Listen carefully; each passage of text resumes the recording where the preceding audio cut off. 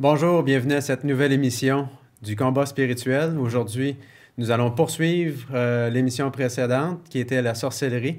Donc, de nouveau, nous allons s'attaquer à ce sujet et voir d'autres détails intéressants. Bonjour, Pasteur Badé. Bonjour, Michael. Donc, peut-être on peut faire un petit retour sur l'émission précédente pour faire le lien. En fait, on avait parlé beaucoup de la musique durant l'émission précédente. Et vous nous aviez parlé que depuis déjà plusieurs décennies, le style de musique avait influencé la musique chrétienne, n'est-ce pas? C'est ça. En fait, il faut recadrer le lien entre la musique et la sorcellerie. Parce qu'on a dit que la sorcellerie a pour but de manipuler, de dominer et de contrôler.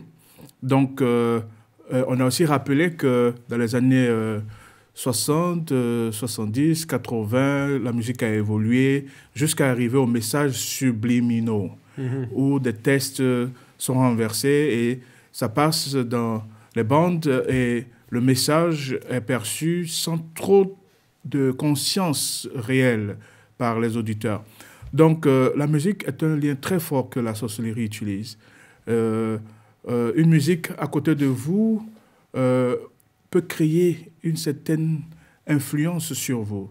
Une musique qui se joue dans un voisinage, vous traversez un endroit, une certaine musique est jouée, ça peut créer un effet sur vous, un effet hypnotique, un effet de communication subconsciente. Et c'est pourquoi nous revenons sur la musique comme un lien fort que la sorcellerie utilise aujourd'hui. La sorcellerie publique, ouverte, qui est l'occultisme dans la musique et le monde musical aujourd'hui.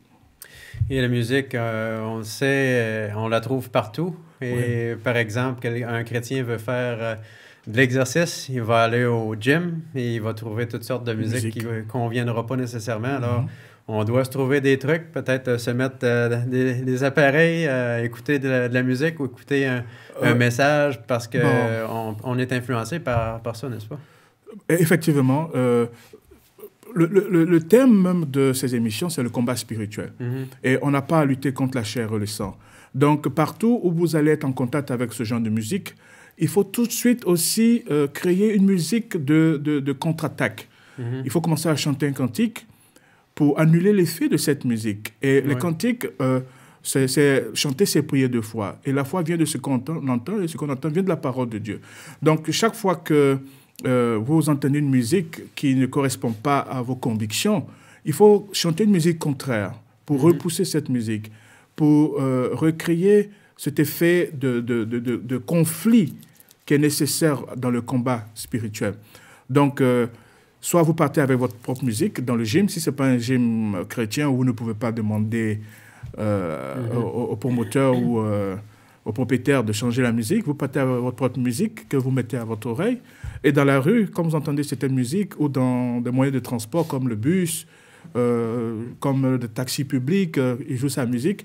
Si vous restez indifférent, vous êtes déjà perdant dans le combat spirituel. Il faut tout de suite être proactif. Il faut réagir à une musique mondaine qui perturbe vos sens. Vous chantez un cantique. Vous chantez dans le cœur ou chantez même à haute voix. C'est très important. Parce que quand Jésus était dans le désert, dans Matthieu chapitre 4, quand Satan citait la Bible, Jésus aussi répondait à Satan par « il est écrit ». Donc la passivité est très dangereuse. Jésus aurait pu rester passif et dire à Satan « je ne ferai pas ça ». Mais Jésus a dit « il est écrit ». Donc quand vous entendez une musique, ce n'est pas une musique anodine, hein. C'est une musique qui va influencer vos sens, qui va créer un second état. Que ce soit la musique mondaine qu'on a aujourd'hui dans certaines cultures, comme le coupé-décalé, chez moi en Côte d'Ivoire, comme le dombolo en Centrafrique, comme le azonto au Ghana, etc., etc. Pour les jeunes qui suivent, ils savent un peu de quoi je parle. Bon, je ne suis pas trop fort dans ce domaine de la musique, hein, donc j'ai cité seulement ceux qui sont proches de moi. Quand vous entendez ce genre de musique, vous ne savez pas l'auteur, quels sont les pactes qu'il a faits, quels sont ses objectifs. Si c'est même pour se distraire, vous ne pouvez pas savoir ce qui est derrière cette distraction. Il y a toujours deux maîtres. Quoi? Soit on sert Dieu le Créateur, soit on sert Satan, l'ange déchu. Ne pensez pas qu'une musique est neutre, juste au milieu, c'est sans effet. Vous êtes dans un taxi, il y a une musique qui passe, vous êtes dans un bus, il y a une musique qui passe, et vous ne réagissez pas. Vous ne chantez pas une autre musique qui élève Dieu. Vous passivement acceptez le leadership de Satan, de ses démons. Et vous affectez votre organisme à cette influence de la chair. Oui, j'aime cette image-là. Pasteur Badé, en fait, le thème, le combat spirituel, nous montre, dans un combat, dans une bataille, il y a des gens qui s'opposent. On peut voir la bataille comme, par exemple, des soldats. On ne peut pas imaginer un soldat qui reste passif. Exactement. Et se sortir vivant du combat. Forcément, il faut prendre position. Très bien dit. Pour se défendre face à l'attaque. Pour faire gagner son armée ou on fait perdre son armée. Voilà. D'accord. Donc, en parlant justement de musique, on avait souvent parlé du rythme qui pouvait être un problème qui crée un effet soit de transe ou d'hypnose. Et si on se questionne, est-ce qu'il y a un problème, si on parle de la musique rock en particulier, lorsqu'on emploie cette musique-là dans les églises chrétiennes, est-ce que c'est un problème aujourd'hui, selon vous? Oui, il y a beaucoup d'encre qui ont été écrits, qui ont coulé, je crois, et beaucoup d'esprits aussi qui ont cogité dans différents mondes chrétiens. Les églises conservatrices sont très, très orthodoxes là-dessus, très strictes là-dessus, et on est plus ancré à chanter les cantiques avec le piano ou l'orgue. C'est un grand débat, hein? Voilà, c'est un grand débat. Je ne suis pas un spécialiste dans ce domaine, mais moi, je peux dire, dans le cadre de cette émission, que nous devons tout de suite, au lieu de cataloguer une musique, parce que tout de suite, la musique rock dans l'église, la musique reggae dans l'église, la musique blues dans l'église, fait penser à ces fondateurs, à ces créateurs, qui étaient pour la plupart des gens qui adoraient le diable, qui étaient des gens qui étaient accros à la drogue, qui étaient dans tous les vices possibles. Donc ça, tout de suite, quand on trace l'historique, on peut défendre la position, et ceux qui sont contre ce genre de musique dans l'Église ont tout de suite des arguments. Mais dans le combat spirituel, nous allons plus loin. Nous allons plus loin. Nous encourageons nos jeunes à faire beaucoup attention. Parce que ces musiques rock dans l'Église, aujourd'hui, il y a beaucoup de batteries dans l'Église. Mon fils aime jouer à la batterie. Je lui dis attention quand tu joues à la batterie. Si la batterie, quand tu joues, t'empêche de prier pendant que tu joues, il faut faire attention. Et c'est ce que je veux dire à tout le monde. Quand vous écoutez une musique, que ce soit le blues dans l'église, avec les paroles de la Bible, que ce soit le rock ou le hip-hop ou le rap dans l'église, vous devez faire attention. Quand cette musique crée la condition d'une seconde conscience ou d'une inconscience et que votre esprit a emporté, en principe, ce que nous entendons à l'église doit nous rapprocher de la parole de Dieu. Donc toute musique, alors qu'on est à l'église, qui nous fait sortir de l'église, qui nous fait penser à la mondanité, à la sensualité. Et quand une musique nous empêche de faire une pause pendant que la musique est entendue, pour faire une courte prière, remercier Dieu, c'est une musique dangereuse. C'est une musique dangereuse. Et je vous dis que beaucoup de cas de possession sont dans ces églises où ce genre de musique sont promus, où ce genre de musique sont à la vogue. Beaucoup de ces jeunes sont très, très livrés à la sensualité. Ils n'arrivent pas à résister à l'impudicité, ils n'arrivent pas à résister à la drogue, ils n'arrivent pas à résister à tous les vices que nous connaissons aujourd'hui qui caractérisent la jeunesse. Vous voyez, parce que quand une musique vous empêche, pendant qu'elle est entendue, de faire une pause pour prier, de faire une pause pour reprendre les mots de ce chant, ou bien du chant, pour en faire une prière, c'est une musique qui vous hypnotise.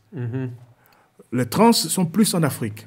mais on commence à découvrir aussi les trans dans certaines musiques occidentales.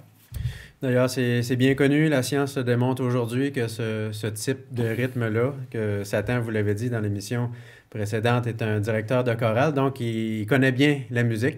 Donc ce type de rythme-là vient influencer le corps humain et pousse justement vers l'impudicité des choses, les pratiques sexuelles non acceptables. Donc c'est un très bon point de dire, est-ce que je suis en mesure de prier? Est-ce que cette musique-là m'élève vers Dieu ou me pousse vers ces désirs-là charnels, vers les passions? Très bon indicateur, pasteur. Et en fait, justement, on parle du combat spirituel, on parle des démons qui veulent se servir justement de la musique. Est-ce que vous avez un témoignage en lien avec ça de cas de possession où un jeune aurait pu perdre le contrôle d'une certaine façon? Oui, j'en ai plusieurs en Afrique où des gens même sont tombés en transe avec des rythmes de tam-tam parce que ça leur rappelait certaines adorations de divinités. Est-ce que c'est le style de musique qu'on appelle le vaudou lorsque vous parlez de tam-tam? Pour ceux qui ont un regard extérieur, ils vont appeler ça des rythmes vaudous. OK. Mais moi qui suis africain, j'ai une autre terminologie. Je vais appeler ça des rythmes, on appelle ça d'initiation. Il y a des rythmes d'initiation, il y a des rythmes de festivité pour les mariages, pour les anniversaires, les naissances. Donc c'est surtout les rythmes d'initiation, les tam-tams, les battements de tam-tam au rythme d'initiation. Il y a aussi des rythmes de funérailles, de tam-tam pour certains rythmes et tout ça. Alors, je ne suis pas un professionnel dans le domaine de la musique, donc je vais aller directement au témoignage. Témoignage, oui. Alors, j'ai connu une jeune dame l'année passée, non, en 2016. En 2016, après le séminaire qu'on a eu sur le combat spirituel à Andrews University, au Michigan. Okay. On a eu un grand séminaire qui est sur Internet, où vous pouvez juste taper, c'est en anglais, hein, pour ceux qui comprennent, qui peuvent lire l'anglais. Oui. Si vous pouvez taper Deliverance Ministry and Demon Possession, Miché Badé, vous allez voir l'article que j'ai écrit. Et il y a beaucoup d'autres articles aussi qui ont été écrits, comment les influences des amis peuvent nous exposer aux possessions démoniaques. Donc cette jeune dame, après cette conférence... elle était présente à votre séminaire. Voilà, elle était présente parce qu'elle étudie à Andrews. Et elle a demandé à nous rencontrer parce qu'elle voulait de l'aide. Elle voulait de l'aide. Et qu'est-ce qui s'est passé? Elle était dans une église où il y avait beaucoup de bruit, beaucoup de rythme, beaucoup d'instruments, la percussion. Et les paroles étaient très, très, très élévantes. Et j'ai remarqué qu'il y a deux types de rythmes dans cette église pendant le culte d'adoration. Il y a un rythme très, très percutant où tu n'arrives pas vraiment à avoir un moment de méditation pendant que le chant passe. Et il y a un moment où il y a une musique qui te permet d'avoir un moment de méditation. Et pendant son séjour dans cette église, elle a développé un certain ressentiment pour sa mère qui l'avait peut-être, entre guillemets, violentée dans sa jeunesse et elle n'arrivait pas à pardonner à cette mère. Et graduellement, ce ressentiment s'est développé. C'est pourquoi on parle des œuvres de la chair, en animosité, en colère contre sa mère. Et Satan a profité de ces œuvres de la chair pour s'installer. Et elle a développé des pratiques qui étaient à la limite de la déviation sexuelle, avec plusieurs partenaires, plusieurs objets de plaisir. Alors donc, cette jeune dame allait régulièrement à l'église Elle chantait, elle louait dans son église pendant ses moments de louange, mais il y avait un rythme blues avec des guitares électriques, des batteries. Et je peux dire avec certitude que pendant ces moments de chant, elle n'avait pas vraiment le temps de réfléchir, de méditer sur ces chants et d'en faire des prières. C'est très important. Tout ce qu'on entend doit être formulé en prière. C'est très important dans le combat spirituel. Parce que tant que vous ne priez pas, il y a un auteur bien connu, parmi les grands auteurs en Amérique aujourd'hui, Ellen White.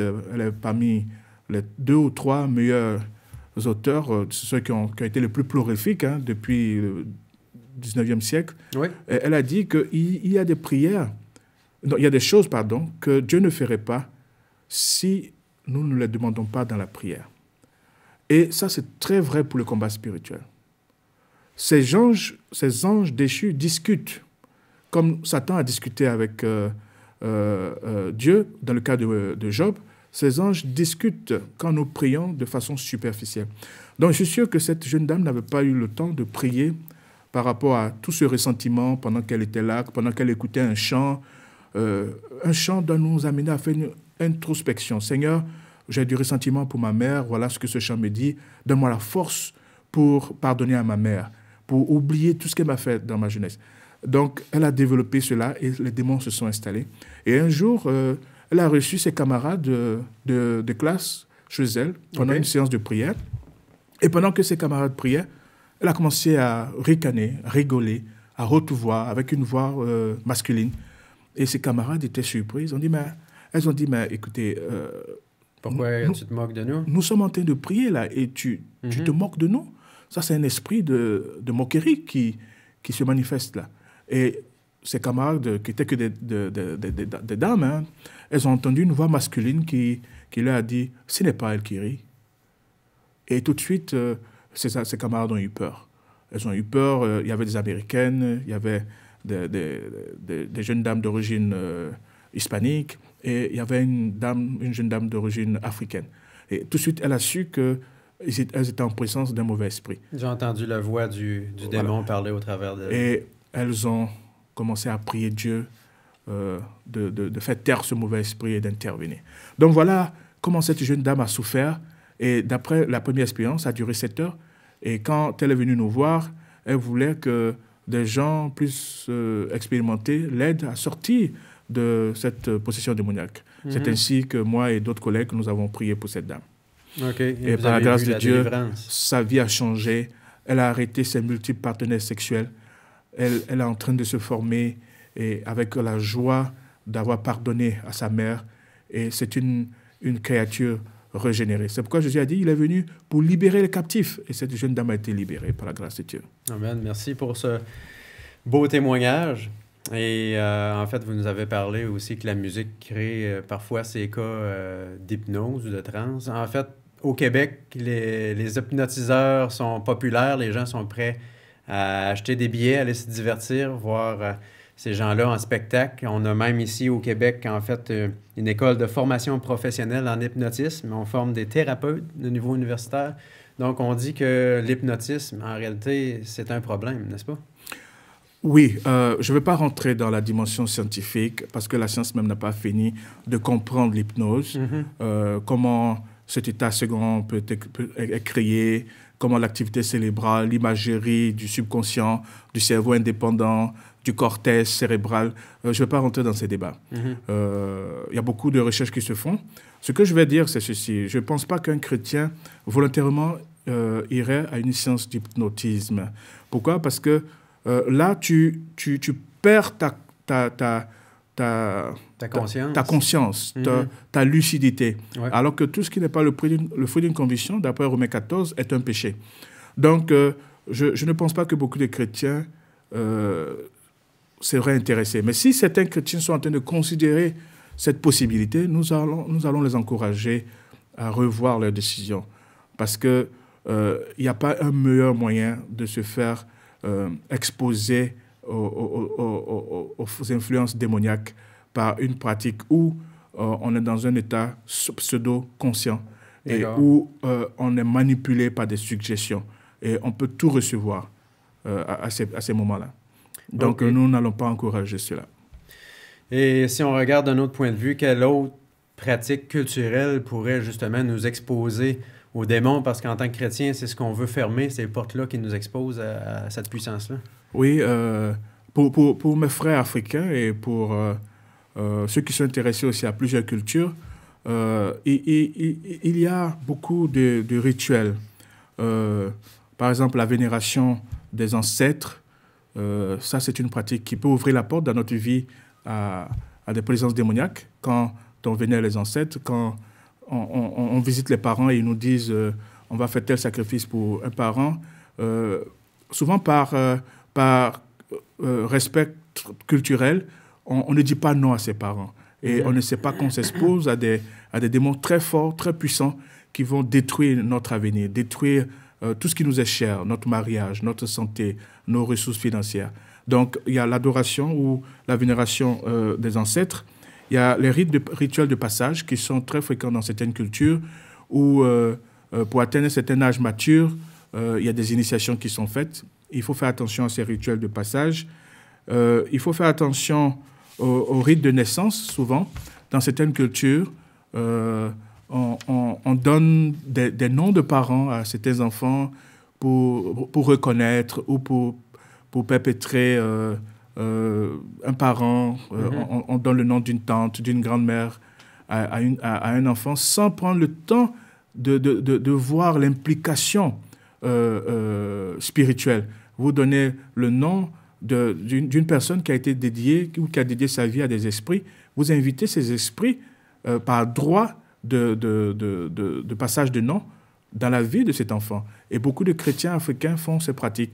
Et même beaucoup d'Occidentaux choisissent souvent le nom de leurs enfants, souvent sans faire attention à l'origine de ces noms-là. Il faut faire attention à chaque nom que vous donnez à un enfant.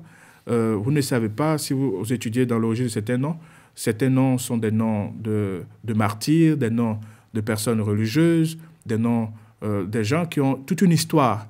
Et vous ne savez pas, les démons sont très légalistes. Si vous donnez un de ces noms à cette personne, à des personnes qui ont des liens, qui ont eu des liens dans le passé avec ces démons, à votre enfant, vous communiquez ces démons à cet enfant-là, ou vous préparez cet enfant.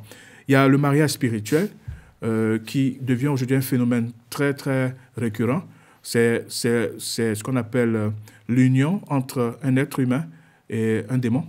Okay. Et souvent, ça se fait par des relations sexuelles illicites. Ceux qui ont des partenaires sexuels multiples, c'est pourquoi la Bible défend l'impudicité. Donc, beaucoup de jeunes aujourd'hui ne voient pas le danger de ces partenaires sexuels, mais ça peut vous exposer à ce qu'on appelle des mariages spirituels avec des esprits. Et on a eu des cas ici en Occident, aux États-Unis, en Angleterre. En Afrique, c'est légion. Donc, c'est mariage spirituel. Et il y a aussi les rites des 5 jours et les rites d'héritage, qui sont aussi des choses à éviter, et notamment les rites funéraires.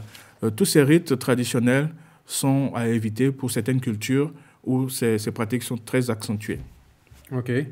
Et en fait, dans toutes ces sortes de rites, ce que je vois en commun, c'est que on communique souvent avec les esprits. Ça fait référence à l'esprit des morts.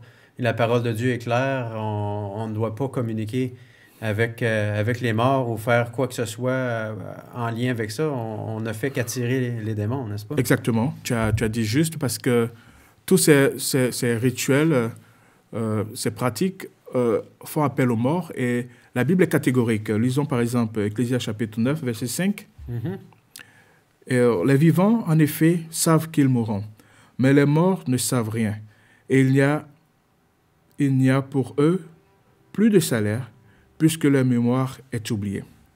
Vous voyez? Et il y a beaucoup d'autres textes bibliques qui nous mettent en garde contre toute pratique qui nous met en contact avec les esprits des morts. En fait, ce sont des démons qui ont connu ces gens, qui prennent leur forme. Donc, nous devons nous éloigner de toutes ces pratiques. Quelle que soit sa nature, nous devons nous éloigner de ces choses. Merci beaucoup, Pasteur Badé. Déjà, nous avons couvert le temps pour l'émission. Ça nous a permis d'en connaître davantage sur la sorcellerie. Merci d'avoir été avec nous.